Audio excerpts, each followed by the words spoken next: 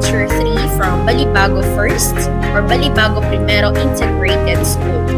So I will be discussing about the guidelines and standards in the preparation and development learning materials. So this topic, you will be able to learn or you will be able to acquire new knowledge in preparation and development of a learning material, especially for the big book. Because I was able to produce a big book in our division, Tarlac City Schools division, which was assured by them, and it was also posted to the LR portal that we have for DepEd.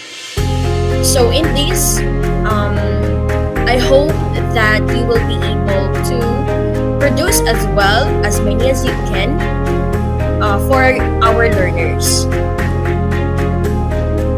Okay, so what are the objectives for this topic? The first is to learn the guidelines and standards in the design and development of learning resources. And the second is to apply these guidelines in the development of learning resources. Okay, so what are learning resources? Okay, so we are not just talking about big books here, but we are also talking about different kind of learning resources, such as any kind of print materials, text-based, non-print materials, devices, tools, equipment, and other media aligned with the K-12 curriculum used as primary basis or as supplements to teaching and learning process. Okay, it also refers to assessing, acquiring, adapting, developing, producing, distributing, utilizing, maintaining, and accessing quality learning and teaching resources, materials for students, and instructional materials for teachers. Okay, so what is kindergarten education?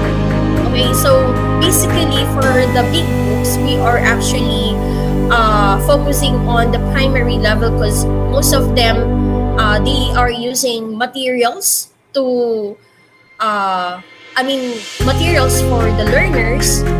Okay, so it's actually more accurate for them to use this educational materials.